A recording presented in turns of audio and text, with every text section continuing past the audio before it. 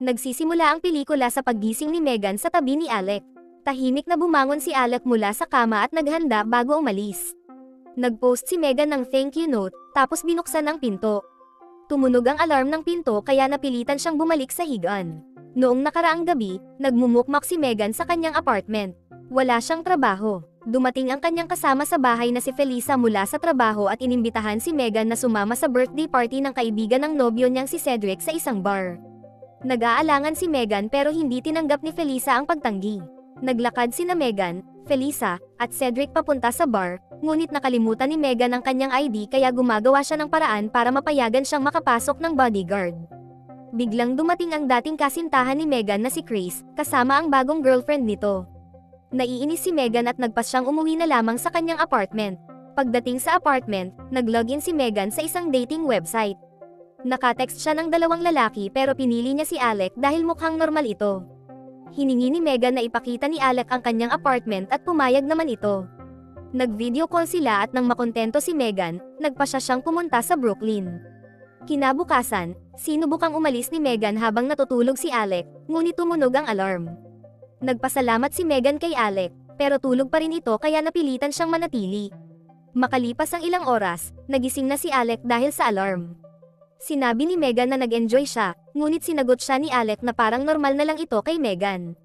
Na-offend si Megan dahil iyon ang kanyang unang gabi karanasan.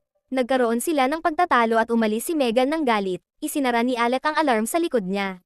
Sa labas ng apartment, sinubukan ni Megan na buksan ang pinto ng gusali, pero hindi niya ito magawa dahil sa makapal na nyebe.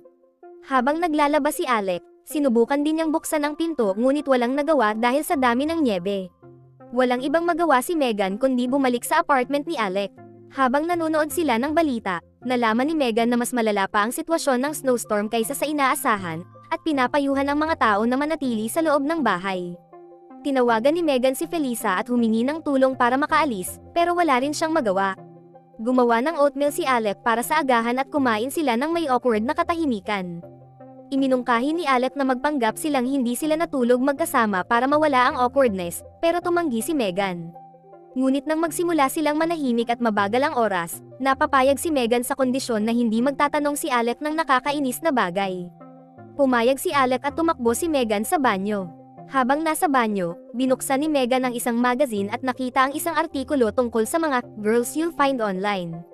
Nakarelate siya sa damaged girl at naiinis na pinunit niya ang artikulo at itinapon sa toilet. Pagkalabas niya ng banyo, umapaw ang flush. Nag-alok ng tulong si Alec pero tumanggi si Megan. Hiningi ni Megan ang plunger pero ibinigay pala ito ni Alec sa kaibigan niya. Walang magawa kaya pinatuyo na lang ni Megan ang sahig. Iminungkahi ni Alec na magpakalasing para makalimutan na ang lahat, ngunit nag-aalangan si Megan. Nang mag-umpisang sumubok si Alec, hinikayat niya si Megan na gawin din ito, at hindi na siya tumanggi.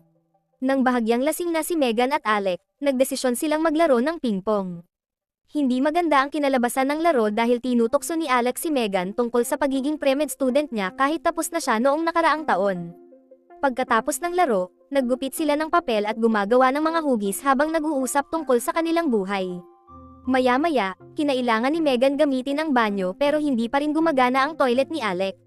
Pumunta sila sa kapitbahay para humiram ng plunger, pero wala ang mga ito dahil nasa bakasyon.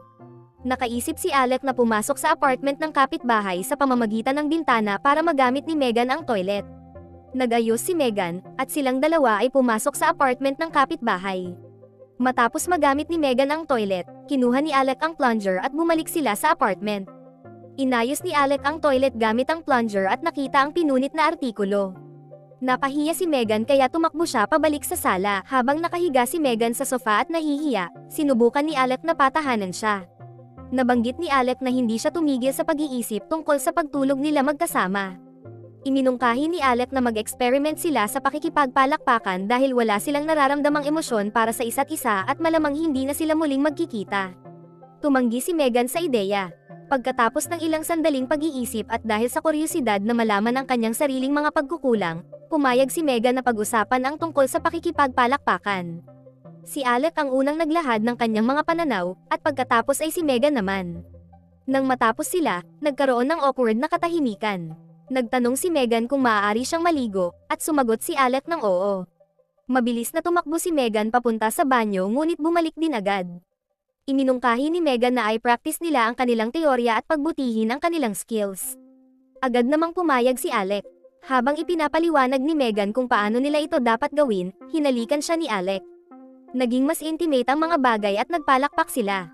Nagising si Megan sa kalagitnaan ng gabi at nagutom. Nagising din si Alec at nagluto ng noodles mula sa kusina ng kanyang kapitbahay. Na-impress si Megan sa pagiging maalalahanin ni Alec at naantig siya. Matapos nilang kumain, kumuha si Alec ng inumin para sa kanila, habang pumunta naman si Megan sa aparador para kumuha ng sweatshirt. Binuksan ni Megan ang aparador at nakita itong puno ng mga damit ng babae. Nakakita rin siya ng mga larawan ni Alec kasama ang isang babae. Sinabi ni Alec na aksidente niyang nakita ang note ng kanyang girlfriend na si Daisy, kung saan hinihiling nitong makipaghiwalay. Hindi ibinigay ni Daisy ang note at umalis ito para sa kanyang DJ tour kinabukasan. Sinabi ni Alec kay Megan na gumawa siya ng profile sa dating site para ipakita kay Daisy ang kanyang galit. Galit si Megan kahit paanong paliwanag ni Alec, kaya umalis siya. Bumalik si Megan sa kanyang apartment at nadatnan sina Felisa at Cedric na naglalambingan. Dumiretso si Megan sa kanyang kwarto at naglock. Samantala, bumalik si Daisy at natagpuan ang note na isinulat ni Megan kay Alec noong unang umalis siya. Ibinigay ni Alec ang breakup note kay Daisy, at napagtanto nilang oras na para maghiwalay ng tuluyan. Nang kalmado na si Megan matapos maligo, ipinagluto siya ni Felisa ng almusal.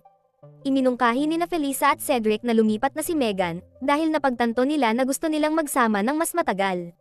Samantala, sinusubukan ni Alec na hanapin ang apelyido ni Megan para makontak siya muli, ngunit walang nangyari.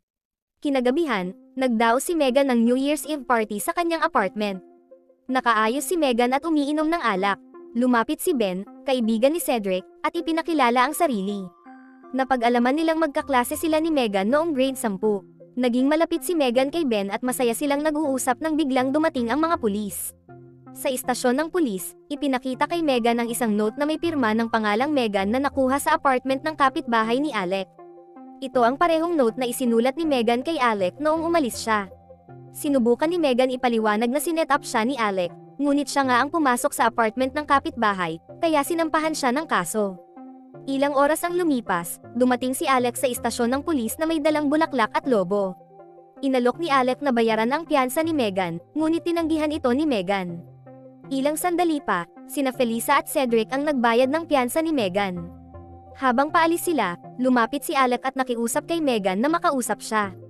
Ayaw ni Megan makinig, pero nagpumilit si Alec.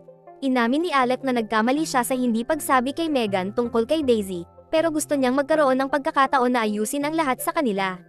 Sinabi ni Alec na gusto niyang makilala pa si Megan, ngunit pinaalala ni Megan na ipinakulong siya ni Alec. Ipinilit ni Alec na nakakatawa ang sitwasyon at pagtatawanan ito ni Megan balang araw. Sinabi ni Megan kay Alec na ibigay na lang nito ang kanyang numero at kapag dumating ang araw na natawa siya tungkol dito, tatawagan niya si Alec. Hindi masaya si Alec pero ibinigay niya ang kanyang numero at umalis. Sina Cedric at Felisa ay nanatili sa istasyon ng pulis hanggang sa makabawi si Megan. Habang nilalaro ni Megan ang lobo na dala ni Alec, bigla siyang natawa tungkol sa nangyari. Ilang sandali pa, napagtanto ni Megan ang kahulugan ng kanyang pagtawa.